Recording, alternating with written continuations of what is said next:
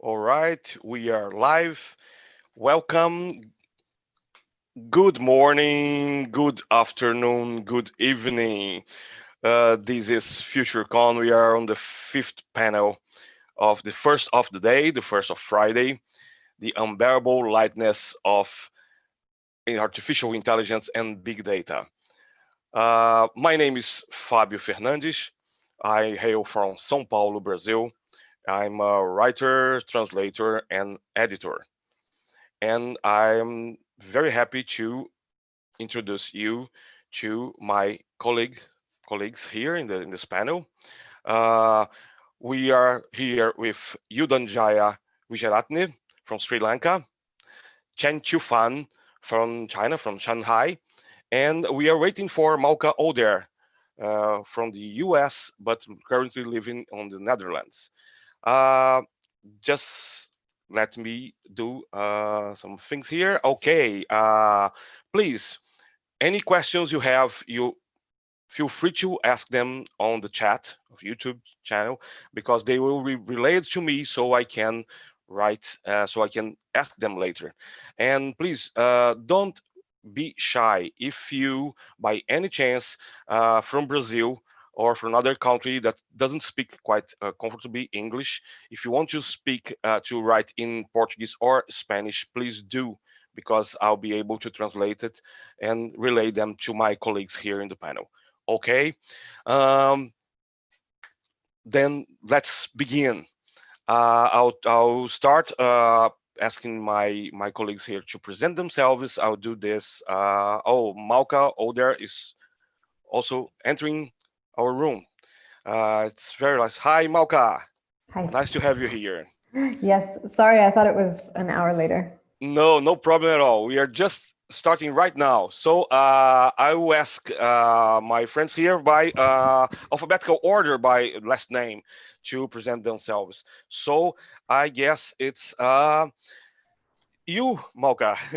Can you talk, introduce yourself to the audience? Sure, and it's so unusual that I am first by alphabetical order of last name, so it's fun for me. Yes, I am Malka Older. I am the author of Infomocracy, which is the first book in the Sentinel Cycle trilogy. After that come Null States and State Tectonics, and also the author of And Other Disasters, a collection of short fiction and poetry. I also am a sociologist and an aid worker, and I write opinion pieces and teach. Also, yes, I do a lot of different things. Okay, And I'm awesome. very happy to be here. Oh, we are happy to have you here too. Thank you. Now let's go to Chen Qiufan. Stanley also answers by Stanley Chen. Please, Stanley. Yes. Hi, I'm Stanley Chen Qiufan. I'm from China, so I'm a speculative writer, the author of Waste Tide, and also the collection of the algorithm for life. Actually, it's like 6 short stories about AI and human being coexisting on this planet. So I used to work for Google and Baidu for over 10 years. So yeah, it's quite relevant to the topic we're discussing today. So happy to be here. Thanks, everyone. Okay, thank you, Stanley. And please, Yuda.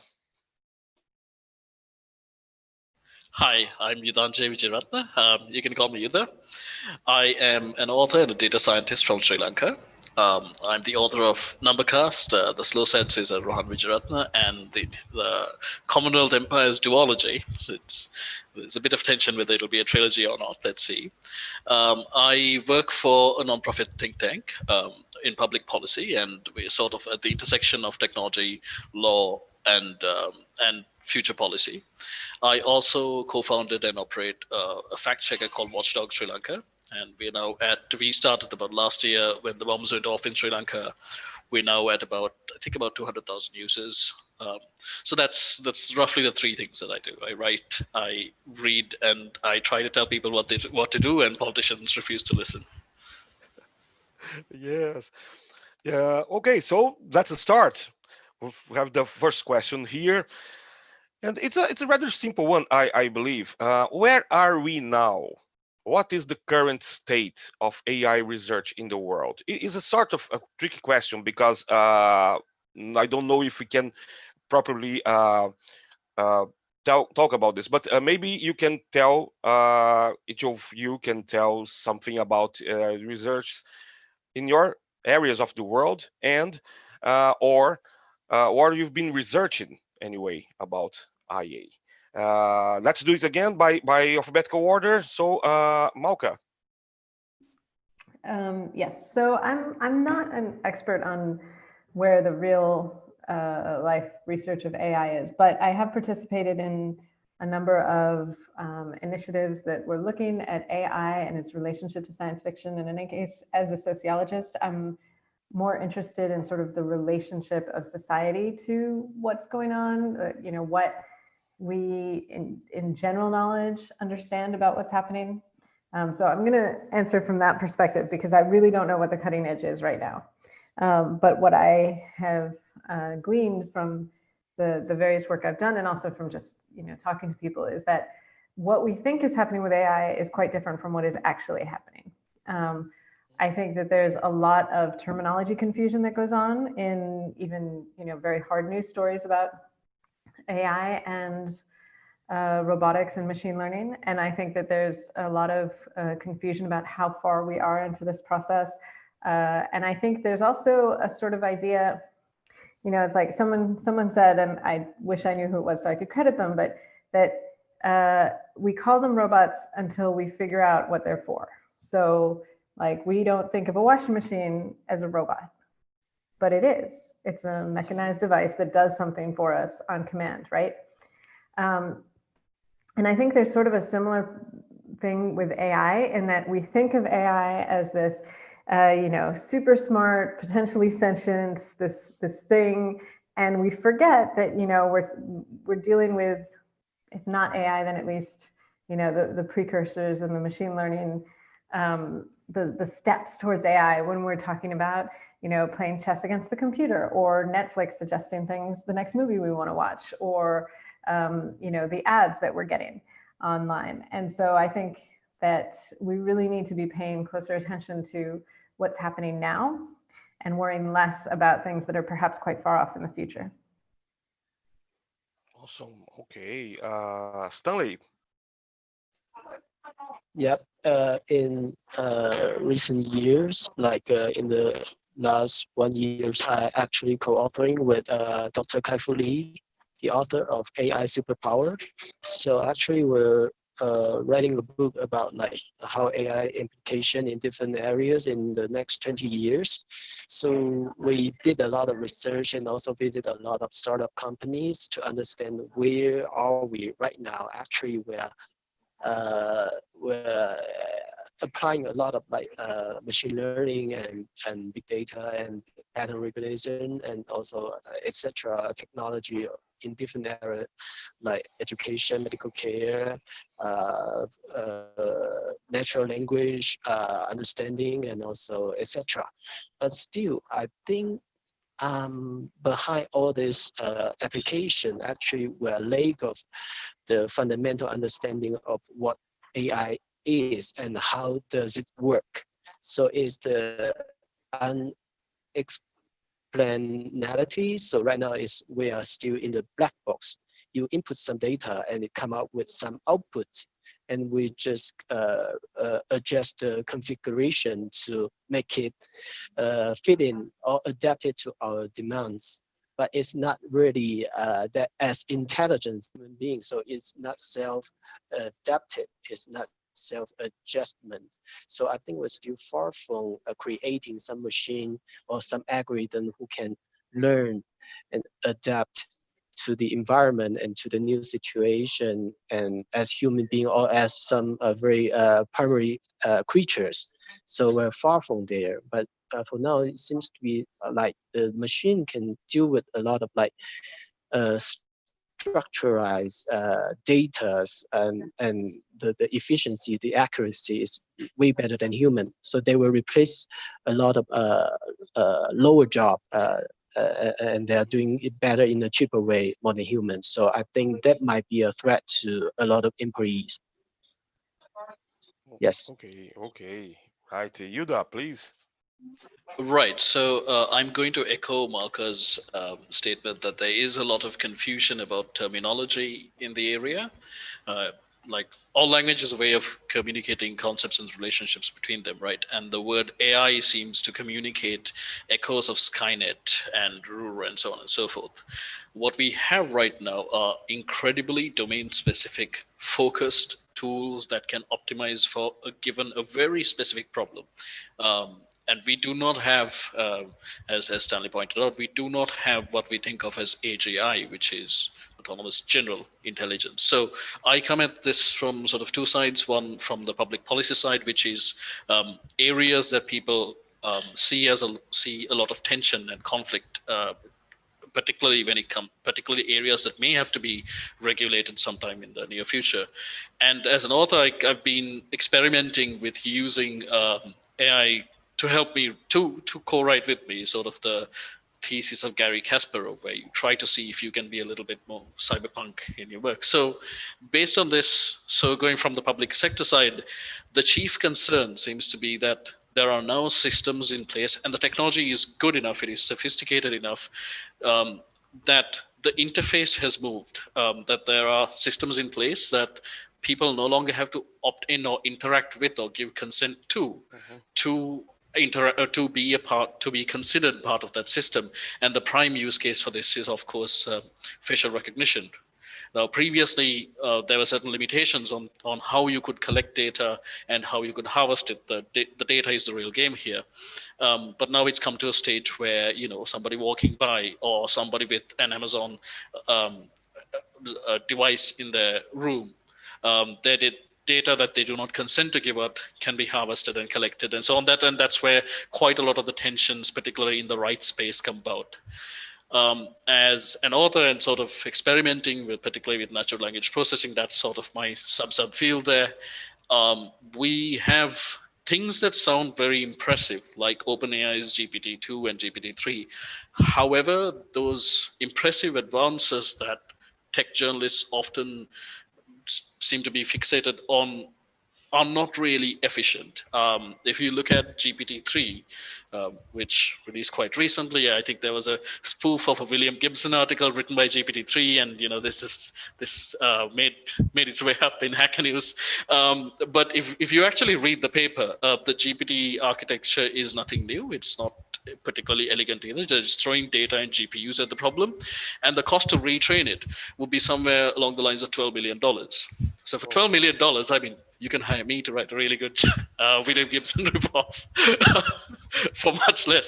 So we are at that stage where we have a lot of flash and technological wizardry, which is not directly translatable.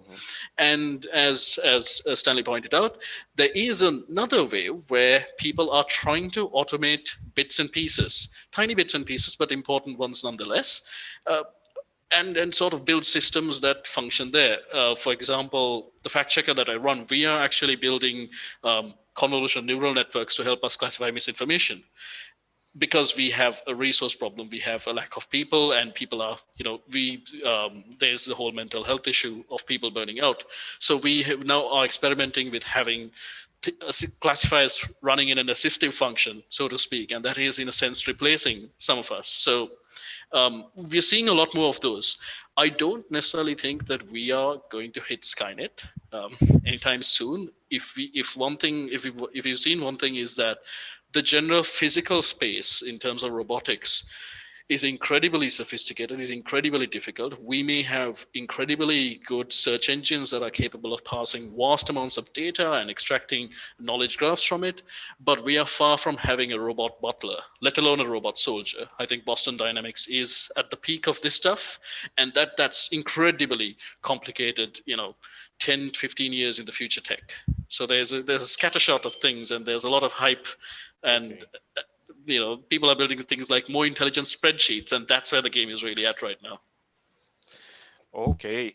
Yes, I can relate, and I agree with you, all of you, because here in Brazil, there's a lot of academic research on AI lately, but usually exactly that. Many jargon words scattered, and people are basically in love with artificial intelligence these days, but they are attributing to subsystems that aren't really artificial intelligence. There are even one or two banks in Brazil. There are publishing ads in the social media and in television saying, "Oh, now we have artificial intelligence on our site, and you can consult." They have chatbots actually, and they are telling everyone those are real artificial intelligences. And in academia, people have been studying this for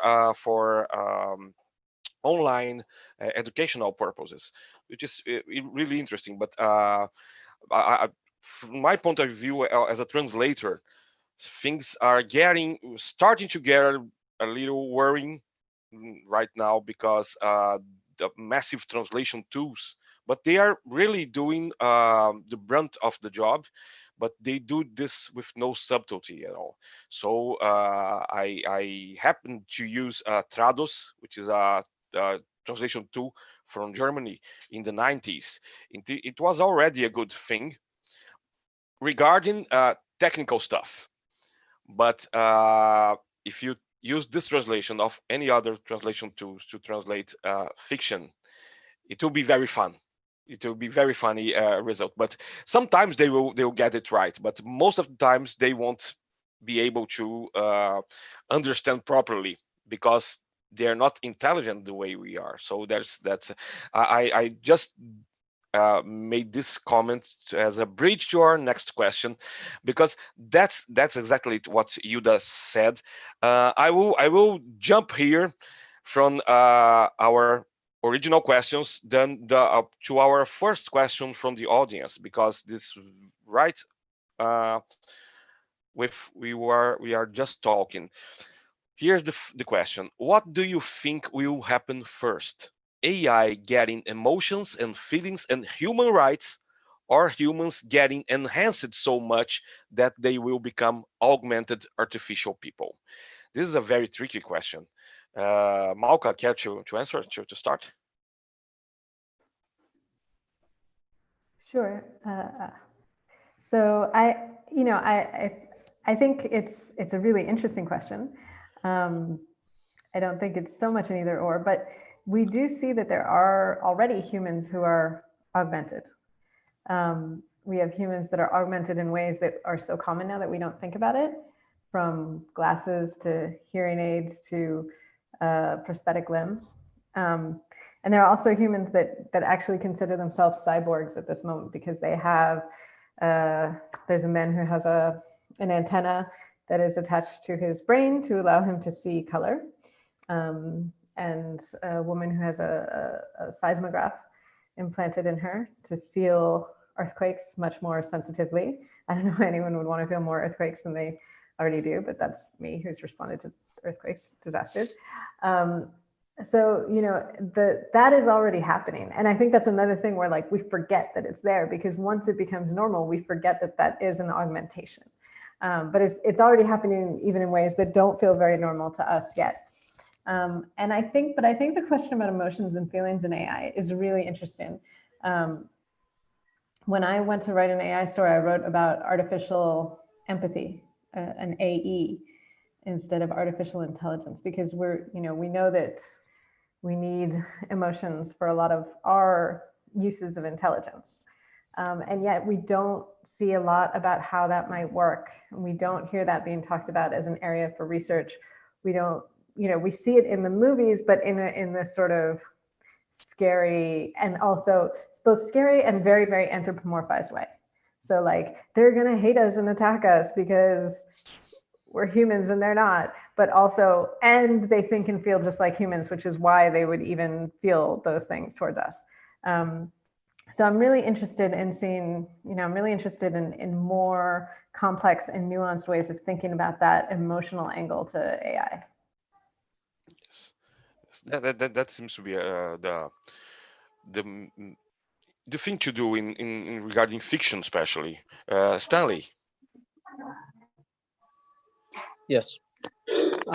Actually, echo with Malka. So, augment enhancement human being is already there. So especially in the States. I know there's a North American Cyborg Association there. So one of my friend already a member. So he implants some magnet in under her skin or some chips. So then he can go to the subway without using any cars or whatsoever smartphones. Then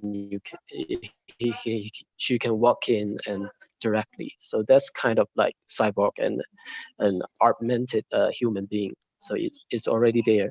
And talking about like the AI can feel and empathy, I already I've written a short story. The title is Lovers Up in the Cloud. So actually, it's talking about how people create this kind of illusion that some objects like pets, like machines, they got feeling of you, but actually it's your own reflection. So people is kind of good at creating this kind of illusion, right? So it's like emotion connection actually is a two-part thing. You have to have this kind of interaction, but machine is good at like study your behavior and understand how you would trigger your emotional response. So it can easily use its algorithm to make you think and feel like you have some kind of connection or attachment. So I'm not saying that the machine can feel and can love and can have this kind of emotional response in that way, but it might trigger human beings' response towards machine. So to me, it's like it might take forever until the machine can really learn what is love because it doesn't have the body. And embodiment to me it feels like it's a very important way and necessary way to structurizing this human emotional, because you have to feel with your body, with your finger, with your hand, with your skin, with all this kind of physical reactions. That's part of partial of your emotions and empathy as well. So I don't think we are getting any close until we figure out how human brain or how human perception system can create this kind of emotion. So yeah, that's my answer Yes. to the Yes. question. Yes. That's very very interesting is to talk about embodiment. This is a very important thing we haven't been addressing that much. I think I just finished writing a novel called The Dharma Freaks, where I talk about Buddhism and artificial intelligence, and I addressing exactly this question about an AI who wishes to be a monk, and we are talking about meditation. How can an AI meditate if per Buddhism everything is interconnected, mind and body? So maybe the AI can work around this thing, maybe, but not as a human uh, with a full body would do. Yuda. Sure. I would argue that a lot of us are already cyborgs. Because if you approach the question of what really is a human, if you compare any of us to a human from, say, the Middle Ages or the Dark Ages, I mean, look at us. We're incredible. We have synthetic fabrics that provide us so much comfort. We have the ability to communicate with anyone around the world with in near real time with almost zero lag, no homing pigeons involved, no messengers on horses. We have access to so much knowledge, intelligence, really, at the touch of a few buttons. And because of these things, and our social constructs have fundamentally changed. And because of these things, our behaviors have also changed. Social networks, the internet, the availability of search, and all these things have fundamentally driven sort of large scale behavioral change to our civilization. So I would say that we are already cyborgs. We are just on the cusp of taking that step of sticking the phone inside us as opposed to having it outside. But as Stanley pointed out, we seem to be getting there rather fast. We'll probably get there long before AI have emotions. On the subject of emotions, I've always been confused by uh, this question of emotions where So when, particularly, and we see this particularly in government, so I'm sort of coming at it from that perspective. um, a lot of the discourse around AI is centered in this sort of 80s and 70s thing of, oh, the computer said it, so it must be better. Computers are infallible. They're better than humans at this task. They're more focused. They are not emotional. They are not prey to the same problems that humans have. So we've sort of, the AI push promises that these things will never go on strike. These things will never have a sick day. They won't have to think about maternity leave. They won't have to. They won't throw up in your face if you give them stupid orders. They won't at least stomp in your office. So my question is, if that is the promise, and if that is the direction and the narrative force behind all of what we're doing, why does AI need emotion in the first place? I mean, why? Hmm. This seems to be this emotion seems to be an extraordinarily complicated signal processing task. Why would you need it? Now, conversely, perhaps there is an argument to be made that having it enables better interfacing with humans, and of course, yes. But then that is an extraordinary arrogant assumption on our part that everything that AI can do has to be some interface with humans. I don't think it has to. I don't think for the vast majority of actual AI tech in the world, or actual machine learning, there is very little interfacing with humans.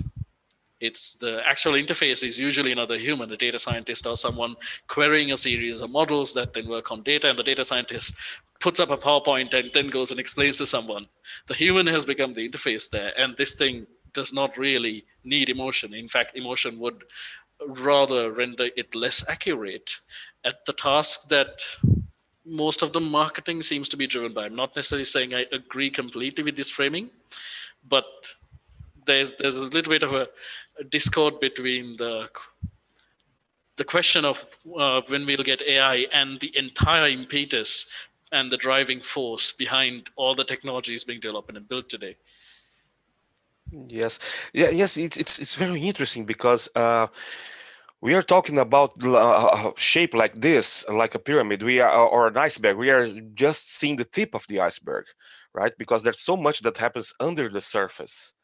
All these subsystems that help us along in our daily work that we are even aware of, and we are talking about awareness, that right, in this aspect as well.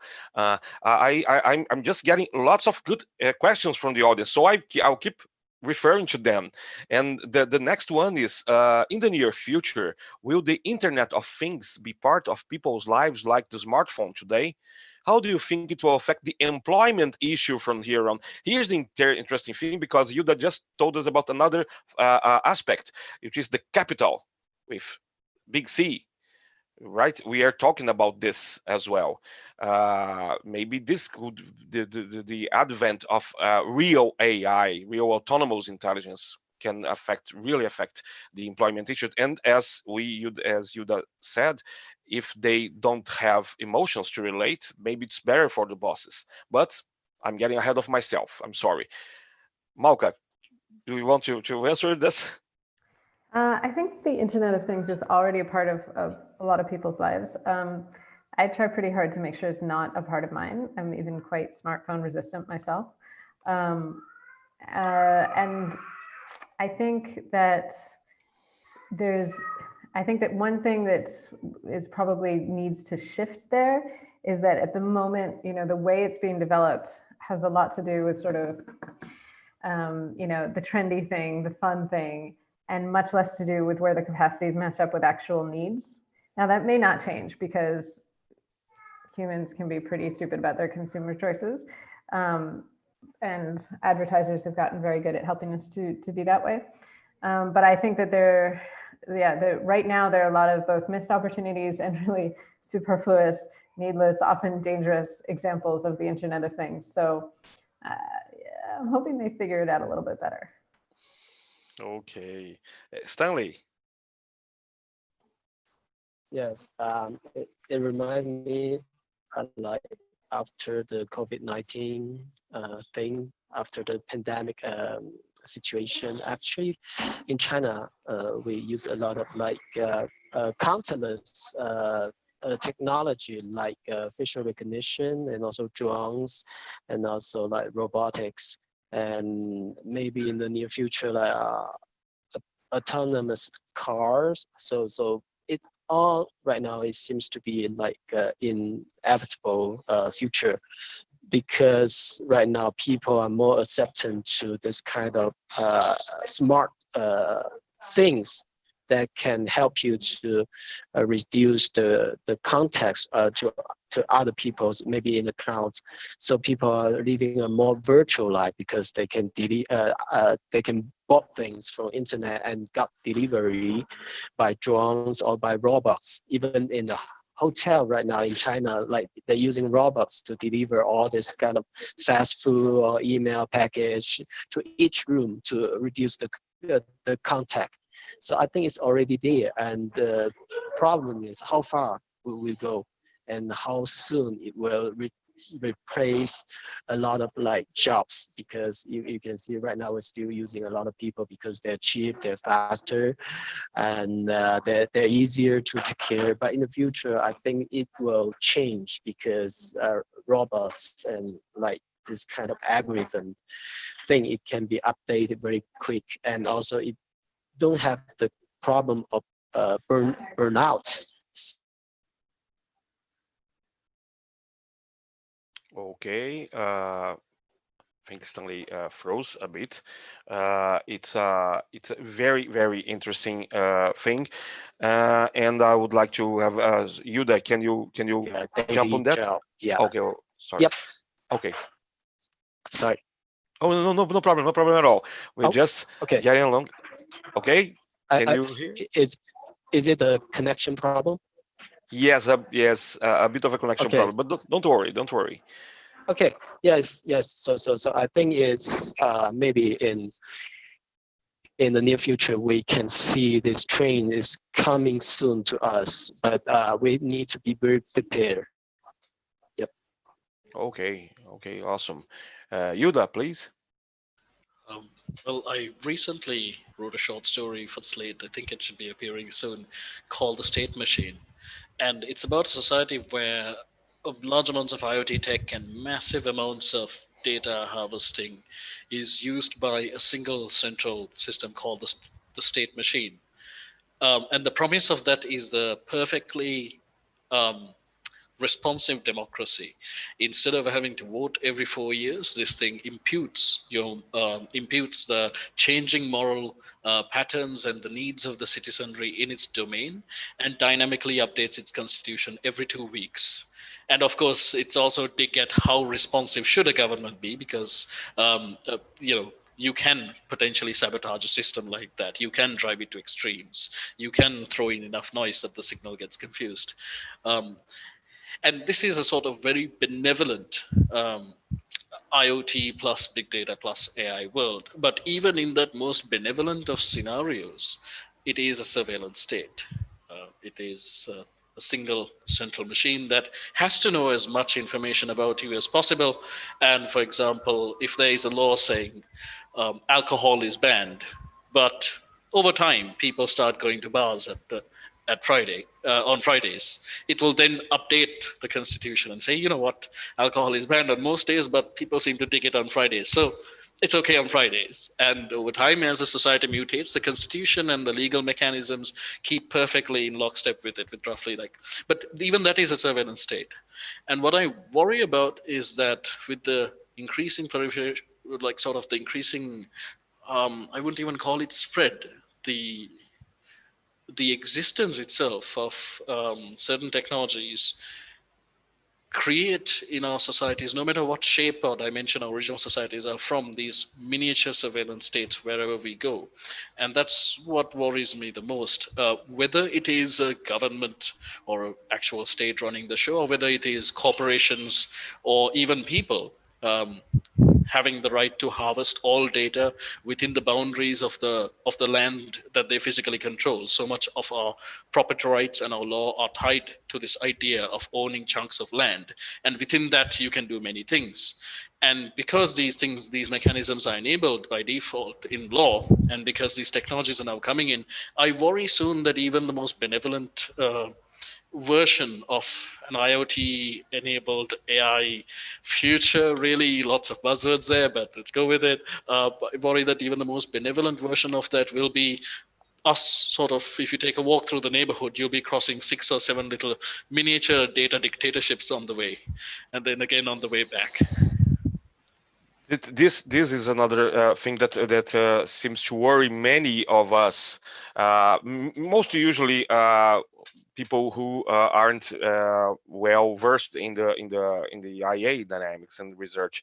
I had another question because I love IA stories, and since D.F. Jones' Colossus to Nick Harkaway's Gnomon a couple years ago, we are watching how these things could be used and in a way to take power into their hands, not embodied hands. I mean, do you think? I think maybe it's a non sequitur. I'm not sure, but do you think it's possible that AI will take the world somehow? But the thing is, maybe Yuda had the answered part of this question. Would an AI even care to take over the world if it could, even if it was for benevolent, in a benevolent way? I think I'm not sure what we mean by taking over the world, because I mean, what do we consider taking over the world? That an AI gets to tell us all what to do? Again, we're not that far from there right now, in a soft power sort of way. But to want to do that, an AI would have to benefit from it somehow. And of course, considering that benefit would be something that would be built into the programming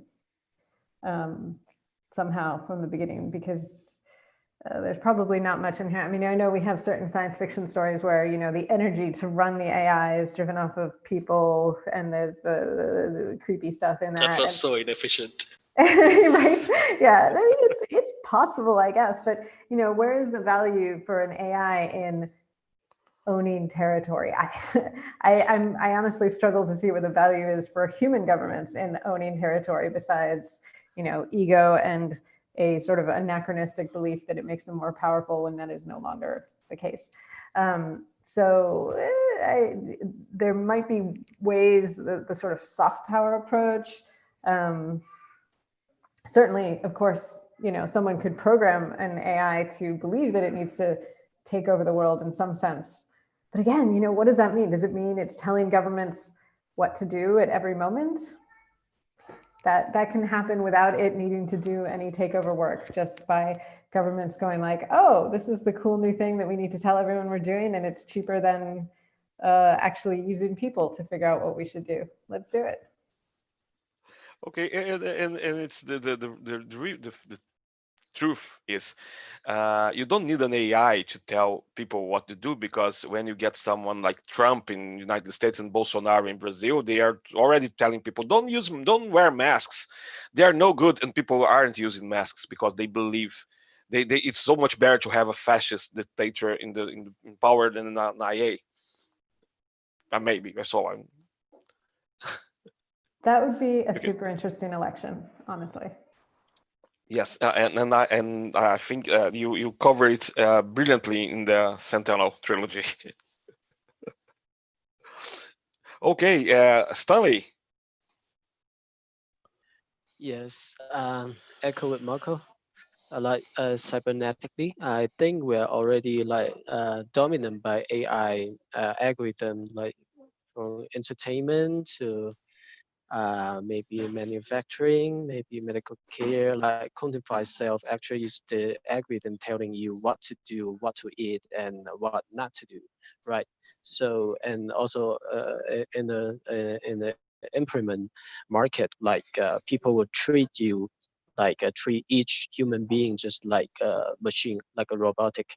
They make up so many criteria and so many numbers for you to meet. Like you split your daily hours into like a lot of small sessions, and you have to work as a machine, not like a human. So the more stable you are, the more numb you are, you can get promoted and you make huge money.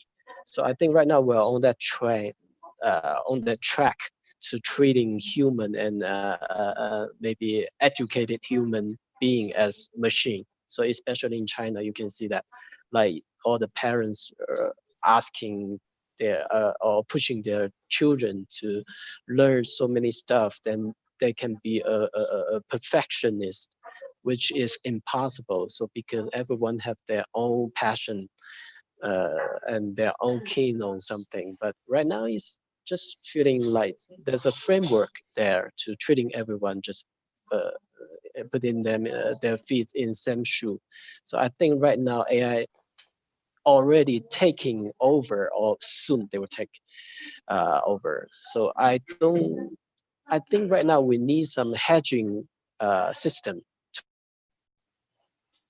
train. So maybe it's from humanity, maybe it's from art, maybe from narrative of science fiction. So to teach people like you have to keep and stick on some natures of humanity, some good characters, rather than like competing with machine or one each other, just like what algorithm could do. So I think that's pretty much critical to all the societies and cultures nowadays.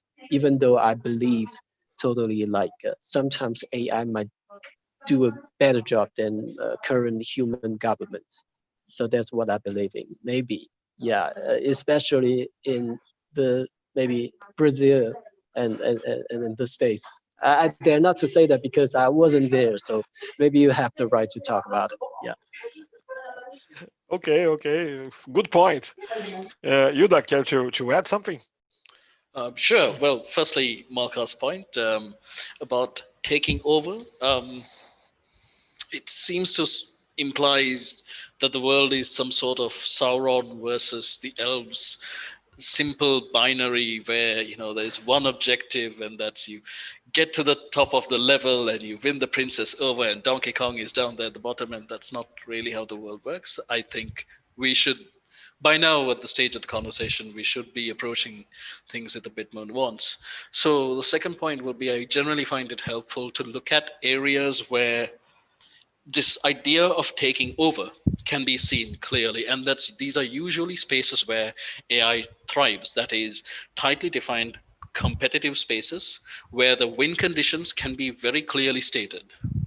Ambiguous win conditions, we find that a lot of machine learning tech actually does not do well at all. But competitive spaces where win conditions can be tightly defined, yes. So I think the best example to look at this would be chess, where Gary Kasparov versus Deep Blue, the legendary match where the headlines were all man versus machine, machine wins, man loses, so on and so forth. It's interesting to see what happened next, which was that Gary Kasparov was defeated by IBM's Deep Blue, yes, but that did not stop human chess masters, or it did not stop him either. In fact, what Kasparov did next was extraordinary. He came back in the early 2000s with a form of chess called centaur chess, or sometimes called freestyle chess or advanced chess, where instead of it being a human against a machine, or human versus human, or machine versus machine, it was human plus machine versus human plus machine. That is, a human playing with the chess engine on their side against another human playing with a chess engine, and the results were truly extraordinary. You found that humans with no particular grandmaster level expertise, sort of middling chess players, when paired with the depth search of the chess engine, were competing at easily above grandmaster levels. In fact, some of the highest rated chess masters combinations of the world come from this field. And what the skill set then shifted there. What was interesting, what the skills that really came to the fore was not rote learning or memorization, but the ability to communicate clearly to this construct that is then running the depth search for you, and also interpreting it, adding style, adding flair, unpredictability. And in a sense, I think that is the closest, as much as this question can be approached, I think for me that is the only way that really kind of computes in my mind, which is this human plus the future will be humans and machines versus other humans with their own machines, and that really is the future that we are in right now. That's the future we've been in for quite a while. Whether you're talking about individuals or whether you're talking about corporations, it's that combination that goes forward. So I don't think AI will take over the world. I think our world is designed and constructed around humans. If if a singular entity, an artificial intelligence does take over the world, I think it will be because of incredible incompetence on behalf of every wannabe dictator and politician and military leader out there. I think humans have been killing each other and sticking all manner of remorseless pieces of metal into each other for a long while. We're really good at that. I think we nip something in the bud, but I think we will quite easily, and we have gotten to a stage where it is human plus AI versus human plus AI. And that future is, to quote William Gibson already here, it's just not evenly distributed across all stages, but we're getting there. It's really awesome what you just said. It's like an augmented collaboration, right? And instead of a binary system, we can have both. We Yeah, and have we'll both have these things. for good and evil, is what I think. For Yes, yes, whatever yes. definitions of good and evil anybody holds, we will have great good coming out of it, great creativity. We will also have horrible things, for example, and we will definitely have applications of war. For example, there are drones now that the US Air Force has commissioned, incredibly advanced tech that function in an assistive role to fighter pilots.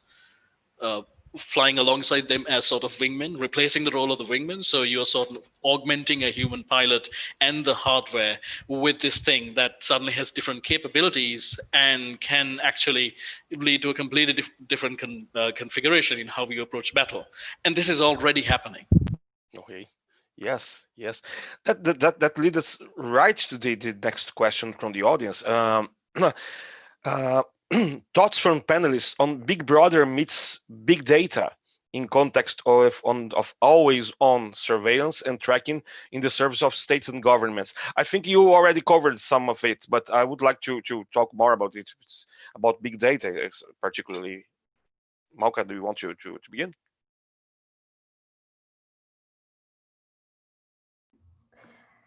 Yes. So I have quite a lot of thoughts about surveillance and what it means for us, which a lot of them are in my book. But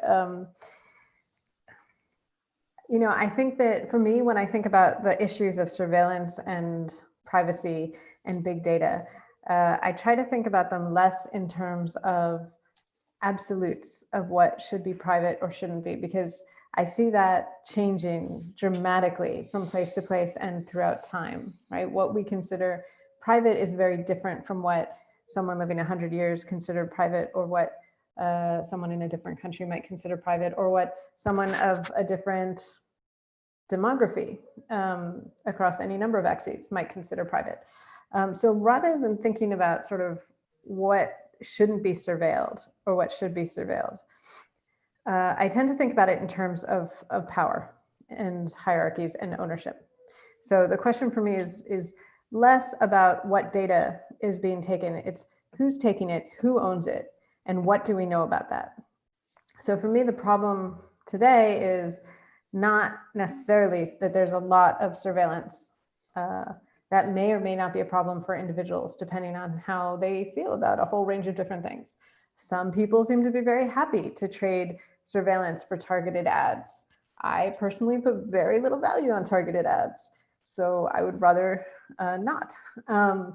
But it's more this question of, do you know it's happening? If your data is being taken, who owns that data? What are they doing with it? And how can I find that out? And so, you know, my book, The World I Describe in my trilogy, has a lot of surveillance. And I think that led a lot of people to believing that it was quite dystopian. But for me, while I don't necessarily condone the amount of surveillance, I also see it as much less of a problem than the surveillance we have today, because the surveillance in the book is open access, so to speak. All of the data being collected is available to anyone, as opposed to today, where we have very close to the same amount of surveillance, but it is, in some cases, it's very much the state, which has a lot of leeway in how it uses it. In other cases, it's private companies which are using it for profit in various ways. And also probably it's subpoenable by the state. So it comes back to that again anyway. So my emphasis on this is really to think about power and profit. Okay. Stanley? Yes,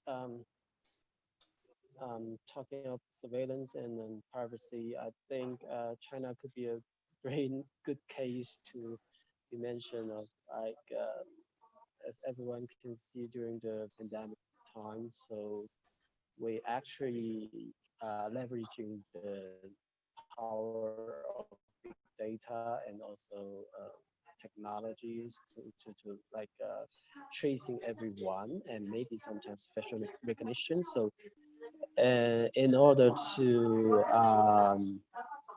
better like disease control and to protect the safety of the citizen. So I think right now people are quite accept, acceptable to this kind of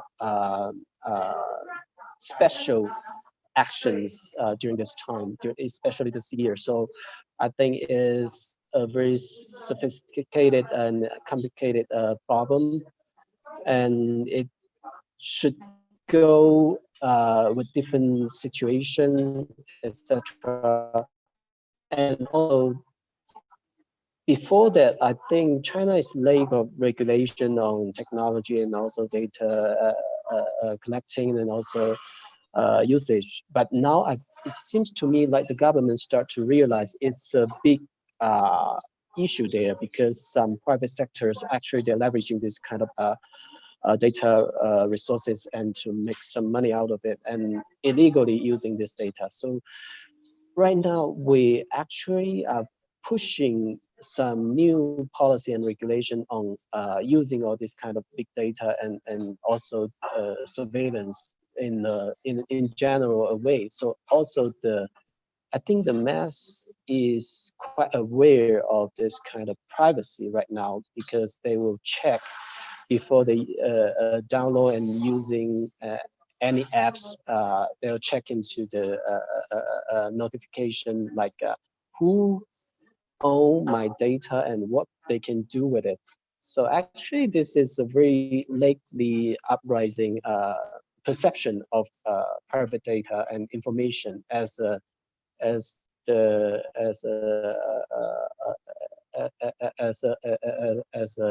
a something like belong to our own, but rather than something we sell to the big corporate, like giant corporate or the government. So I think people are start awakening right now. So I think it's very in a very subtle dynamic change right now. So, but in general, I think more and more private data will be giving off to trading our security and in a broader way. So I think that's happening now and even afterwards. So it might be a global trend. So for all the society because of this extreme COVID-19 thing. So yeah, we have to be very careful of this new trend. Okay, okay. Your thoughts, Yuda? Well, if you look at the traditional ways that the government would collect information, that was primarily the census. And a census is an expensive thing. It is very difficult to do. Usually, you start from one corner of the country. You try to get a handle on how many people there are in a country. You try to set up a representative sample, and then you go around knocking on doors and so on and so forth. Now, in many countries, censuses are done once every 10 years. And generally, by the time a census starts and by the time it ends, there is a mismatch. The data in some cases data is completely outdated. You see this more often in societies like, say, Sri Lanka, where the rate of change is now extremely rapid. Infrastructure is coming up. In some cases, there'll be roads in cities where there weren't before by the time the census is done. So that was the old way of doing things. That was a pre-19th century way of doing things. Oh, by the way, if you hear something like a small tuba being played, that's actually my cat. He's trying to bite my foot off. So, uh, So that was the old way of doing things, and so now we have come to this way of this set of technologies, including video, satellite imagery, and other sensors, other ways of of extracting data at near real time, um, in ways that traditional methods cannot cover. And there are great advantages to this. I've actually written a book called The State of Data. Its publishing was delayed in the Indian subcontinent because of COVID stuff, but should be coming out next year, where I was looking at the uses and abuses of data. And the large part of the first half of the book is entirely about how governments can use this stuff for good, because we also now live in societies where the amount of information traded back and forth between agencies is extraordinarily complex, and the needs of our societies are far more complex than were, back when ideas of the social contract and so on were being bandied about. So we can't really approach them with that sort of outmoded level of thinking, and there is great good that can be done, if it you know the government knowing that roads here are broken, or the people here do not have basic services like access to electricity, water, healthcare. These things are important. The state as a construct constantly needs data. Then there's great good that's possible out of this whole thing. It's interesting to see it, particularly in South Asia, because we seem to have skipped the 80s and 90s Big Brother bit. We've gone straight to Big Uncle and Big Auntie over here, which is where my fear actually lies, in the competence of the people who do this stuff. Um, because we tend to look at reality and we tend to extract simplified models from it, and we interact with our models, and that's generally how we approach the world. But the map is not the territory. We as anybody progresses through the world, we tend to privilege some types of information over the other. We abstract certain categories, we focus on others. So the map is never the territory, it's only a representation of it, and it's the similarity to the territory that actually makes a map important. And my fear is that a lot of the people who are doing this stuff, particularly on the state side, particularly in South Asian states, in the Indian subcontinent, the maps in their head, um, are not necessarily reality, or rather, they are of a reality that I would not want to see come to light, at least in my lifetime, because extraordinary harm can be done by sheer incompetence, if not pure evil. For example, if you devise a system that monitors people for health science, actually, let's look at something that really happened.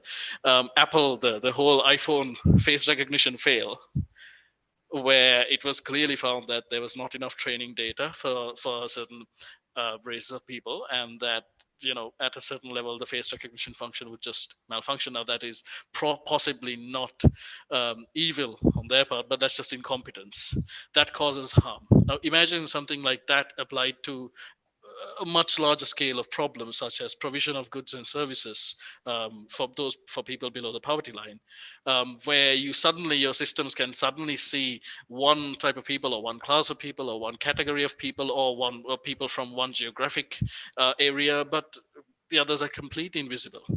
Or a justice system which tends to overwhelmingly focus on one race over the other. Um, and then issues of fairness and all these things come into play, and the incompetence can do just as much damage, if not more, as outright evil, particularly when it comes to surveillance states. So that's really what I'm worried about. There can be great good, there can definitely be even worse harm before we ever get to the idea of having great good there. Okay, the next question from the audience, I might add, it's very interesting because we're talking about what you just talked about. It related me to many cyberpunk stories, and we are always talking about how culture and tech influences each other in stories. But the question seems to be quite up to the point, because the question here from the audience is: tech historians often focus not on the influence of tech on culture, but the inverse. How culture influences tech? Are these cultural shifts that could render these technologies benevolent, so to speak? Yeah, as a sociologist who's done sociology of risk and technology work, it's a good question. It is what we should be thinking of. Well, we have a tendency to think of technologies as standalone, inevitable, sort of exogenous things that appear, and that if they're not developed by this person, they'll be developed by this person 2 years later.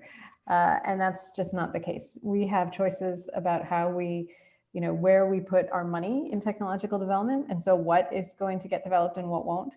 And we have choices about how we apply those technological developments for profit or other incentives, whether it's research or mitigating harm or whatever it is we're trying to do. So, I think that we need to, it is a mutual interaction. Certainly tech influences culture as well as culture influencing tech.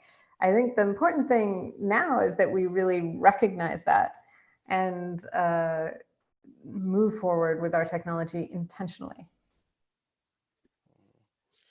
Yes, this is an interesting thing. Yeah, I've been thinking of lately because it seems to me that before the advent of cyberpunk till the 80s, we still have had this thing also in science fiction, right? People usually a massive piece of tech alters everything and everyone, and it's as if people didn't have really a chance or a choice, let's say.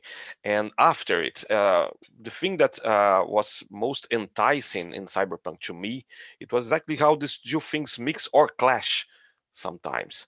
How culture in real life, my master's degree dissertation was about the influence on cyberpunk on real tech, at least in jargon.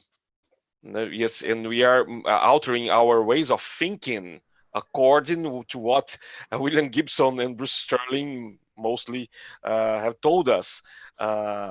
They sort of gave us a blueprint, not intentionally, of course, but everything is commodified along a timeline.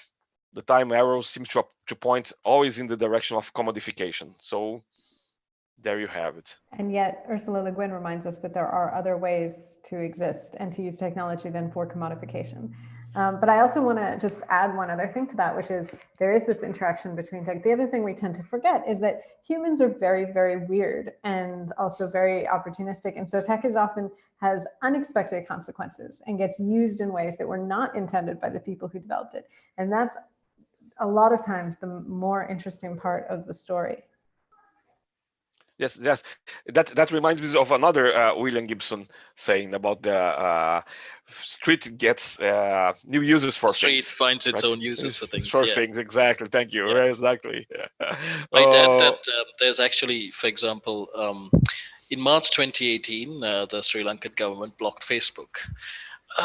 Let's just say that president at the time was not a particularly intelligent person. There have been colonies of bacteria on the Red Sea with better smarts.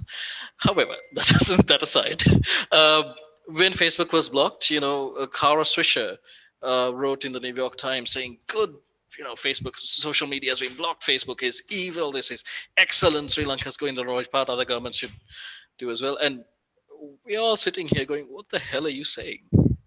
In a country where the media is controlled by actually 7 people who are directly parliamentarians or related to parliamentarians through blood or marriage, where media is extremely politicized and it's a tiny space with not much room for competition. Social media for us has been one of the few places where you can actually get information. In fact, when the bombs went off in April 2019, there was a significant gap of reporting from the government or from news service whatsoever. And it was across WhatsApp and across Facebook that information was actually traded, that people started sending videos and photos of the bombs going off, started asking people, is my mother okay? Is it my family was there in that church, are they okay? Did you manage to get the hell out of there? So this is the double-edged sword, as vast and terrible as some of these systems might seem, the street does find its own uses for things.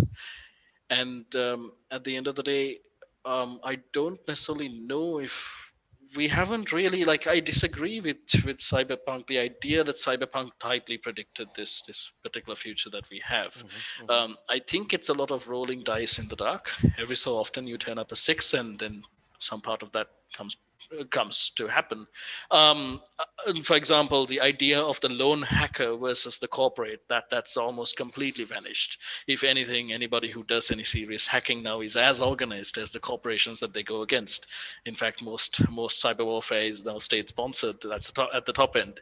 So I think we need to be a little bit cautious when we sort of and also acknowledge that we are generally, humans are pretty bad at predicting the future. Actually, as Malka said, we are really weird, and we co-opt all sorts of things in all sorts of very interesting ways.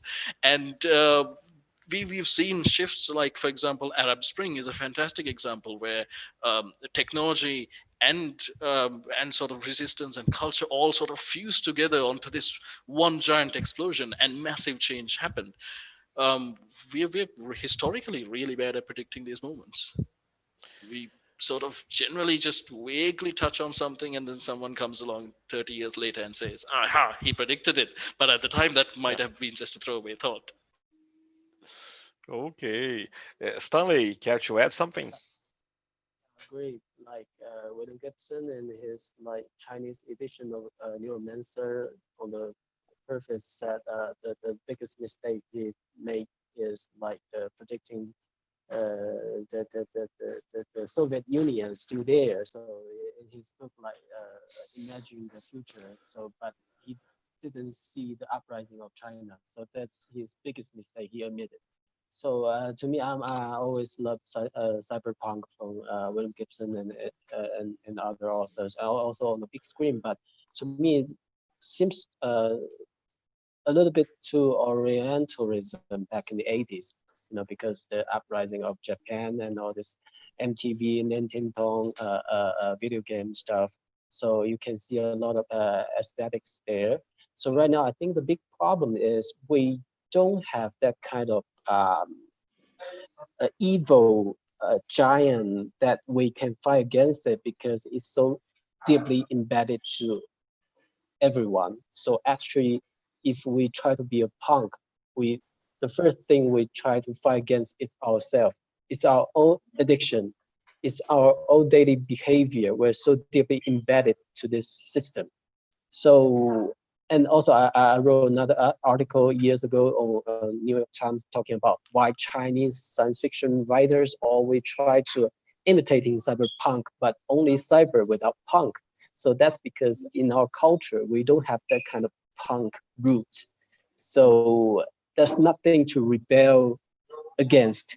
So that's why I'm always thinking about how we can find our own aesthetic or value from this kind of cyberpunk narrative and bring into another new stage. So right now we are all facing the same problem in generally, but it's totally different according to different like sociology background and also maybe cultural background. So I think it's more important to adapt it more flexibly and create our own narrative. Like it's very diverse, but with universal value to the whole human being. So I think not particularly necessary to build kind of binary like human being versus technology or versus a giant evil thing, but to think deeply how we can coexist with it and how we can evolve with it. So yeah, I think that's the next stage of cyberpunk or science fiction in a way. Okay, things are getting more interesting right now. Sadly we are approaching the end, but we still have time. So I would like to ask more questions related to literature, to science fiction particularly. And let's say about shifting the spectrum from cyberpunk to solar punk or hope punk. We are going to have the next panel will be about solar punk. So this is not what it's about, but can you write? Can we write optimistic stories about AI and big data these days? What do you think? You think your stories are somehow optimistic, or there is it doesn't matter in the end? Yeah, as I said, I thought I was writing quite a hopeful story in my book, and yet it's on all the 10 dystopias you should read after you finish binging Black Mirror lists. So I think I'm a lot more cynical than everyone else. Either that, or as I said before, there's a sort of knee jerk that goes from there's lots of surveillance to this must be a dystopia, which I blame 1984 for. So I think for me, I think it's important to have lots of different kinds of futures and lots of different kinds of literature more broadly, but particularly futures. I tend to like hopeful, both writing and reading hopeful in some way, hopeful, even if, like I said, I'm cynical enough so that my hopeful is dystopia for other people. But I think, I think the opposite of hope is not useful for me. But I also think that, if there are people who enjoy dystopian, very grimdark, not hopeful at all stuff, and if they read that as a warning and are able to take that from it, then that's great. People should have lots of different options for what to read and for their ways of interacting with different kinds of speculative futures. I do think that, in terms of things like solar punk, we need to be looking realistically at the possibilities of the future. And one of the most important things that we can do as speculative writers is try to imagine the things that are not in front of us right now. So, and the more that we can present the things that are, especially these things that are being ridiculed often by the people who benefit from ridiculing them, presenting those as things that actually function as they do is quite useful, I think. And it's often hard to write something that is a single genre. We need to have a lot of different ideas in our work, particularly longer works. I think with shorter works, you can maybe focus on one thing or another, but yeah. Okay, it's been a lovely panel because I'm getting full of ideas here. Ideas are brimming on top of my mind, and I agree with that. And I believe dystopias as a subgenre are somehow overrated today, because everyone is talking so much about dystopias. I particularly hate how people in Brazil are or in the United States as well are saying, "Oh, we are living in a dystopia right now," and what? We are living in the real world. This is not a dystopia. Okay, you can say that it has some dystopian aspects, but everything is happening at the same time. We are here discussing things regarding different ways to deal with the situation. There are many people thinking of other ways to deal with things, and dystopia and utopia are not exactly opposites. There's a whole spectrum. And if you choose to write a story that it's not a dystopia, it's not automatically turn into an utopia. You have several things to attend to. I like to think of King Stanley Robinson's stories, for instance, as logistic utopias, because they are dealing with the here and now, wherever it is. In Aurora, it's in the almost the 30th century, but it's inside a generation ship. So, okay, what we can do so this ship doesn't break and we are left stranded, dying a cold death in the universe. But here's the thing. Okay, but I'm talking too much. Please, Stanley, add your thoughts. Yes, like no matter like utopian or dystopian, actually is like a reflection of the reality in a way. So to me, like I used to write a lot of like dystopian story, maybe with dark future, negative future, but now somehow I feel like there need more love and hope in my stories to encouraging people what just I just okay, talk about a little bit fish how I can conquer all the challenges and save the world. But some right now I feel it's quite relevant right now because everyone sees there must be some consensus, there must be some belief that Stanley, could you repeat this last part because somehow the sound was. yes, yes, Thank you. and where to begin? Like the interstellar part. Do you listen? Do you hear that? Like the interstellar. Okay. Yep. Okay. Sorry. No problem. Yuda. Sure. I mean, I've been accused of writing pretty depressing stories, and my usual response is to sort of just try and see where the comment is coming from. And usually, it comes from someone who's in love with sort of 60s and 70s science fiction, and usually from like a first world scenario. And I can understand that science fiction was born in an age where there was so much technological progress around, the future seemed bright, everything was shiny, prices were going down, oil was cheap, and if you lived in a fairly developed country, that I can see more hopeful stuff coming out. And I can also understand that when there's darkness and despair around you, that seeps into your stories. Um, I've sort of, I'm sort of actually on the verge of this weird reflection point myself in with regard to my stories, where I've actually cancelled the third book of what was supposed to be a trilogy, and I'm shouting all of that into the second book to make that a duology, because I sort of went through this moment of introspection and called my publisher and said, listen, the third book, can we make it different, because this is too dark and this is too depressing, and there's a perfect point where I can wrap up that story, but I don't want to drag it into the depths of hell itself. And I think, sort of looking around, we're in an age where, and we were, this is, I suppose this applies all through history, uh, incredible things are built on the backs of people.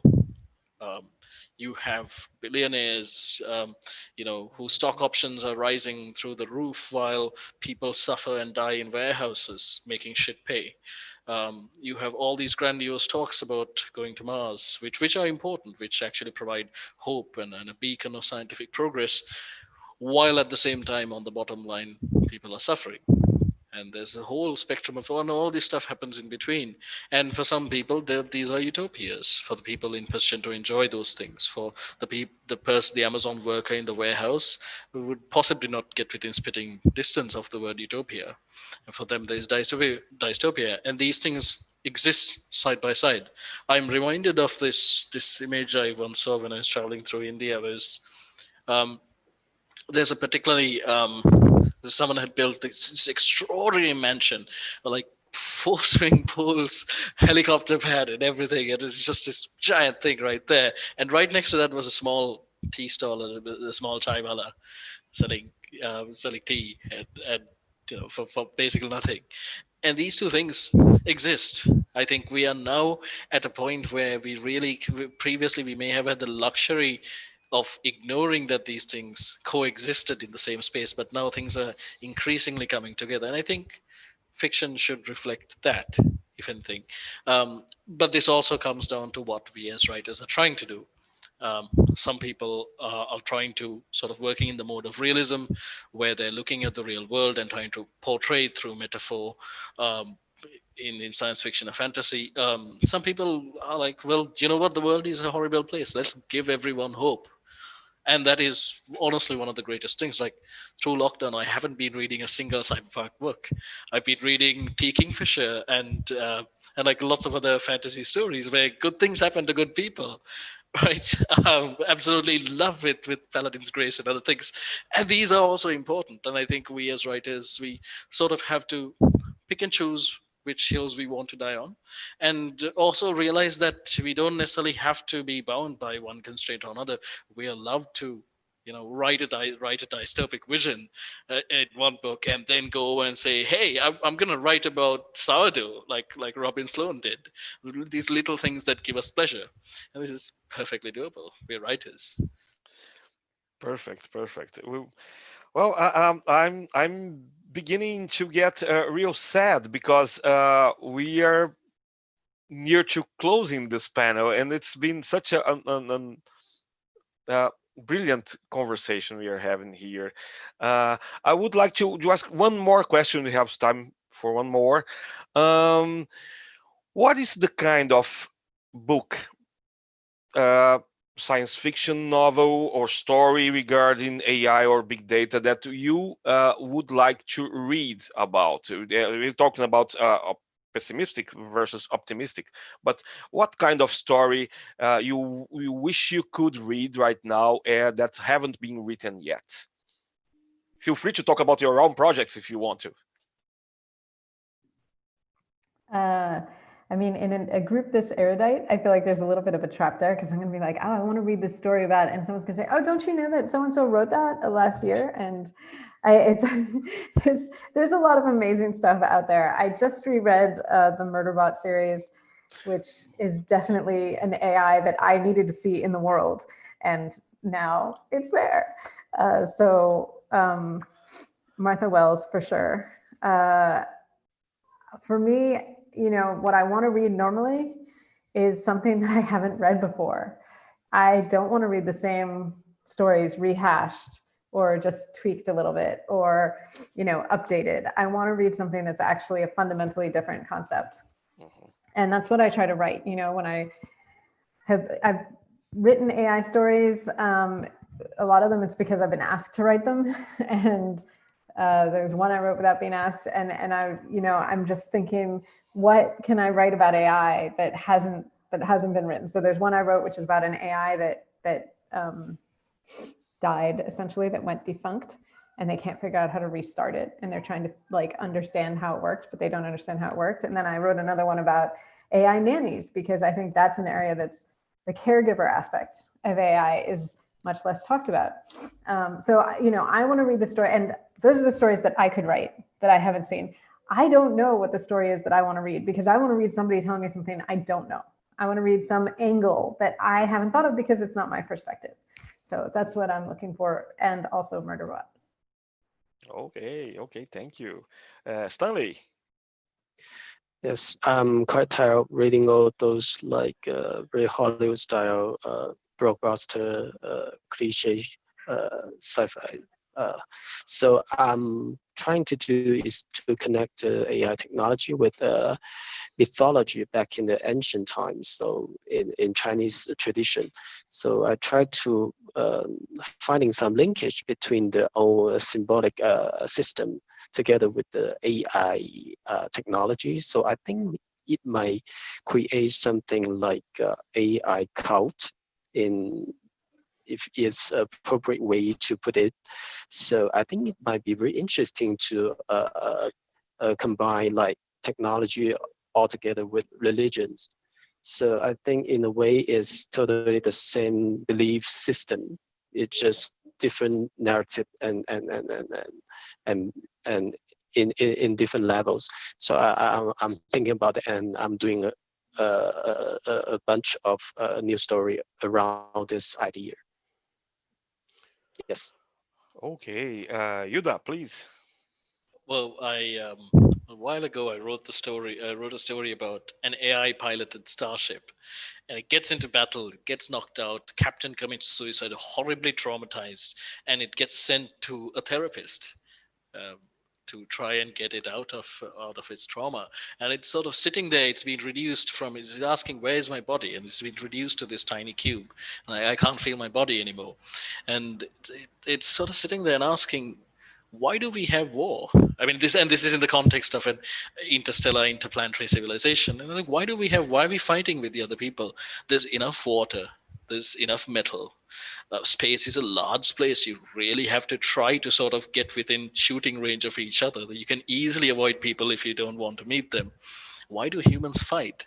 And the therapist really has no answer, um, because he can't explain all the stupid ways that people do stupid things. So he ends up singing to the AI, the charge of the light brigade. Says, not though the soldier knew someone had blundered, ours not to reason why, ours but to do and die. And this AI is eventually retrofitted and sent back out, and they find that every starship eventually, because they have a way of learning by transferring knowledge across the network, every starship as it dies sings a modified version of that poem as it commits suicide. um, and this was a while ago, but I love seeing stories about AI that sort of interact with other elements of culture, because it seems to me that a lot of the stories that we write, that we see are, based on the whole Skynet, man versus machine, Terminator crap, or this very sterile, isolated thing where it's a monotonous voice, just singing at you from a speaker. I'd love to see things that depict where this idea of AI and various AI interact with the vast trove of literature and arts and culture that we humans have built up over the years. I want to see what happens when those things, this intelligence, which is really like the best part about our entire species, interacts with these new things that we're building. And that's it, people. We are getting to the end. I want to thank you all so much, Malka, Stanley, Yuda, and please feel free to the closing remarks, book announcements, to say goodbye. Please.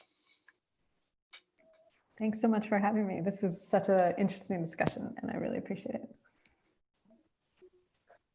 Thank you, Thanks Stanley. everyone for listening. Yep.